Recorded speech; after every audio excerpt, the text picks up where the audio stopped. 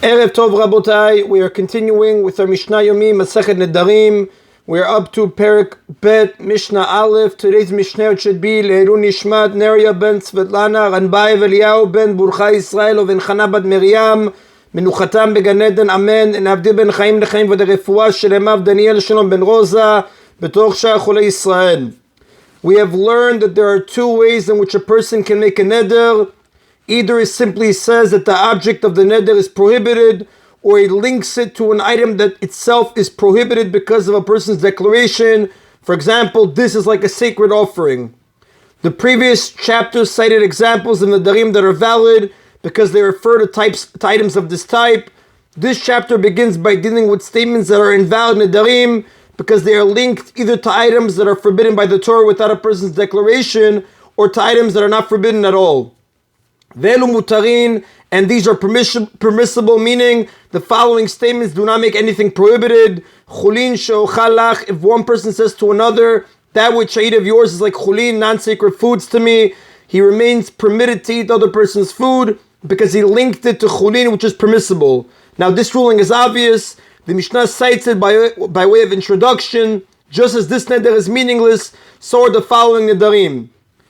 כבשר, חזיר, כעבודה זרה, כרות, לבובין, כנבלות, כטרפות, כשקצים, כרמסים, כחלת אהרון וכתרומתו. If he said that which I eat of yours is like pork or like an idol, now the Torah forbids having benefit from an idol, its accessories and offerings made to it, as the Rambam writes in Luchot Avodat Kochavim chapter 7 Halacha 2, or like the hides of a levuvin offering. For the levuvin heart's offering, an idolater would pierce the chest of a living animal, remove the heart, and bring it as an offering to his idol. Or like nevelot, animals that died without shchita, or like trefot, animals that are fatally damaged, which may not be eaten even after shchita, or like shkatzim, which include non-kosher birds, non-kosher fish, or insects, or like masim, which include worms, maggots, and lice. Or like the chalav Aaron, the portion that must be separated from dough and given to the Kohanim who descend from Aaron, or like his tirumah, the portion that must be separated from produce and given to the Kohanim, and chalai tirumah are forbidden to everyone except Kohanim. Mutar, in each of these cases, the food of the other person remains permitted, since the prohibition of these items does not come from a person's declaration, and an neder that links to them is invalid. And also, only something that becomes prohibited through a voluntary statement can be used for purposes of linkage in a neder. Therefore, neder that links to challah and terumah is not valid, because although they are designated by a person who says this part of the dough is challah, or this part of the dough is a produce is terumah, the designation is not voluntary. Now, in the following case, the neder is invalid according to Torah law, but the rabbis decree that some people must treat it as valid. If someone said to his wife, "You are like my mother to me," which means that sleeping with his wife should be prohibited to him like sleeping with his mother, the neder is rabbinically valid if he is an amaris, an uneducated person. Under Torah law, however, this is not a valid neder because a person's mother is forbidden to him by the Torah and not by someone's declaration. And we may annul the neder only by finding an opening for him from another place. A person can have his neder annulled by an expert or a court of three knowledgeable men. This can be done in one of two ways. A, he tells the expert that he regrets ever having made the neder. For example, he explains that he made the neder only because he was seized by a sudden burst of anger. And B, the expert finds a result of the neder that the person did not consider at the time that would have prevented him from making the neder had he thought of it. Such a neder is regarded to have been made in error and is therefore invalid. The second method is called finding an opening from another place, because it comes not from the neder itself, but from the result of the neder. This is going to be the subject of chapter 9. The purpose of these laws is to teach him that he should not take the matter lightly. The sages were concerned that if an am haaretz who makes nedarim more frequently than an educated person gets into the habit of making such statements about his wife, he might eventually make a neder that is valid and prohibit her by Torah law. To prevent him from doing so, they decreed that he must observe even an invalid neder, and they also made it more difficult for him to have it annulled. The Mishnah cites more nedarim that are recognized only by rabbinic law. Konam sheni yashen, sheni midaber, sheni me'alech. If a person says konam is a valid substitute for korban, like a sacred offering, like we learned in chapter 1, Mishnah 2. If a person says konam that I will not sleep, or konam that I will not speak, or konam that I will not walk, meaning his sleep, speech, or walking are forbidden to him like an offering. Ha'omer li ishto konam sheni mishamishech, or if someone says to his wife, konam that I will not sleep with you, meaning sleeping with his wife is forbidden to him like an offering. Hareze belo yechel dvaro, he is subject to the prohibition of he shall not desecrate his word according to rabbinic law. Under Torah law, however, the neder is not effective because sleep, speech, walking, and cohabitation are intangible. Biblically, a neder can prohibit only something that is tangible, such as food, like we spoke about in chapter 1, Mishnah 4. Now, this applies to a neder, but in contrast to a shvuah, which does take effect on intangible actions, even according to biblical law. The Mishnah mentions, shvuah sheni yoshen sheni mitdaber sheni me'alech asur. If someone said, I make a shvuah that I will not sleep, or that I will not speak, or that I will not walk, he is biblically forbidden to sleep, speak, or walk. However, if a person swears not to sleep for 3 consecutive days and nights or more, the shvuah is void because it is impossible to fulfill. The person incurs malkut lashes for swearing falsely, and he may sleep right away. That is on Abotav Mishnah Aleph. Mishnah Bet continues, Korban lo ochalach, if one person says to another, Korban, I will not eat of yours, which is understood to mean, by the life of a Korban, I swear that I will not eat your food. He korban shochalach, or the life of a korban, that which I eat of yours, which is understood to mean by the life of a korban, I swear that your food is forbidden to me. The word hey, the life of, is added here by the Rav in chapter 1, Mishnah 4. Lo korban, lo chalach, or it is not a korban, that which I do not eat of yours, which means that which I do not eat of yours is forbidden to me, like a korban, mutar.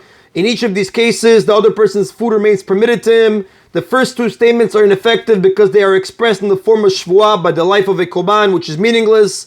The third statement is ineffective because it refers only to that which he will not eat. Although the third statement, that which I do not eat of yours is not a korban, implies that which I do eat of yours is a korban, it is not a valid neder. And our Mishnah follows the view of Rabbi Meir, who holds that a negative cannot be assumed to imply a positive or vice versa. Rather, the positive must be stated explicitly. The Mishnah contrasts these nedarim with similar shvuot. Shvuah lo ochalach, if one person says to another, shvuah, I will not eat of yours, meaning I hereby make a shvuah that I will not eat your food. Shvuah shochalach, or shvuah that I will eat of yours, which understood to mean I hereby make a shvuah that if I eat your food, it shall be forbidden to me. Lo shvuah lo ochalach, or not a shvuah, I will not eat of yours, meaning that which I do not eat of yours is not forbidden to me through a shvuah, asur. In each case, the other person's food is prohibited. The first statement is a standard shvuah. Now, the Mishnah stated that korban, I will not eat of yours, is ineffective because it is understood to mean by the life of a korban, I will not eat your food, which neither a neder nor a shvuah. Now, if the statement shvuah, I will not eat of yours, would be interpreted in the same way, by the life of a shvuah, I will not eat your food, it would be ineffective for the same reason. However, the person certainly did not mean by the life of a shvuah, because a shvuah does not physically exist. It's a legal concept. Instead, he must have meant, I hereby make a shvuah that I will not eat your food, which of course is a valid shvuah. The second statement is understood as prohibiting the food if that was clearly the person's intent. Literally, the second statement, shvuah shochalach, means shvuah that I will eat of yours, which is a shvuah stating that he will eat the food. Our Mishnah, which understands the statement as prohibiting the food, refers to a specific case that Rav explains. Where one person was offering his food to another and trying to persuade him to eat it, the second person kept refusing to eat it and eventually said shvuah shochalach. Since he clearly did not want the food, it is the same as saying, the shvuah be upon me if I eat it. And the third statement prohibits the food because a double negative, that which I do not eat is not prohibited, implies a positive, that which I do eat is prohibited. Now, Rabbi Meir's rule that a negative cannot be assumed to imply a positive relates only to monetary matters and to prohibitions of a monetary type. It's not relevant to prohibitions that have no monetary aspect. Therefore, the rule applies to Nedarim, which prohibit an object that has monetary value. Your food is forbidden to me, but it does not apply to shvuot, which are directed at actions. I will not eat your food. In regard to shvuot, therefore, Rabbi Meir rules that a positive can indeed be inferred from a negative. Now, the previous Mishnah ended by saying that a neder cannot forbid an action according to Torah law, but a shvuah can. Our Mishnah comments on that ruling. Ze chomer b'shvuot mi b'nedarim. This is a way in which shvuot are stricter than nedarim. By Torah law, shvuot apply even to that which is intangible, such as the actions of sleeping, speaking, walking, whereas the nedarim are limited to that which is tangible, food, objects, etc.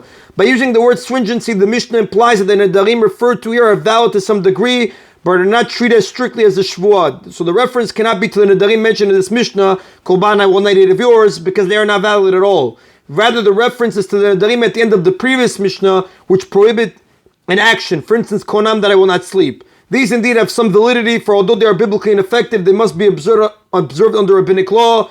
This is in contrast to shvuot about actions which are valid in every respect. The Mishnah now presents the reverse, where nedarim are treated more strictly than shvuot. V'chomer bin darim mi b'shvuot ketzad. What is the way in which Nedarim are stricter than Shvuot? Amar konam sukkah shani oseh lulav shani notel tefillin shani maniach. If someone said konam, the sukkah that I make, or the lulav that I take, or the tefillin that I wear, b'nedarim asur, the sukkah, lulav, or tefillin becomes prohibited in the case of Nedarim, b'shvuot mutar, but it remains permitted in the case of Shvuot. Shen nishbain navor ala mitzvot, because we cannot make a Shvuot to transgress any of the mitzvot. For example, if someone were to say, I take a Shvuah that I will not live in a sukkah, the Shvuah will not take effect. This represents a way in which a neder is treated more strictly than a shvuah. Since a shvuah refers to actions, a person cannot use a shvuah to negate a mitzvah, as in, I will not live in a sukkah, because he is obligated to do the action of the mitzvah, and he cannot remove the obligation by means of a shvuah. However, the shvuah is effective to some degree, and that he is subject to lashes for swearing falsely. A neder, on the other hand, applies to objects rather than actions. Therefore, if one were to make a neder that concerns a mitzvah, for example, the sukkah is forbidden to me, it would prohibit the object required for the mitzvah and leave his obligation in place. Now, once the object has been prohibited, he cannot use it for a mitzvah, because this would be a mitzvah that came about to a transgression, a mitzvah ba'avera, which does not count as a mitzvah. He may be compared to a person who must eat matzah at the Seder, but only has matzah that is tevel or hekdesh, which is forbidden. He is obligated to eat matzah, but he may not eat this matzah. And that is the Rabotai of today's Mishna Yomi. Baruch Adonai Leolam. Amen v'amen.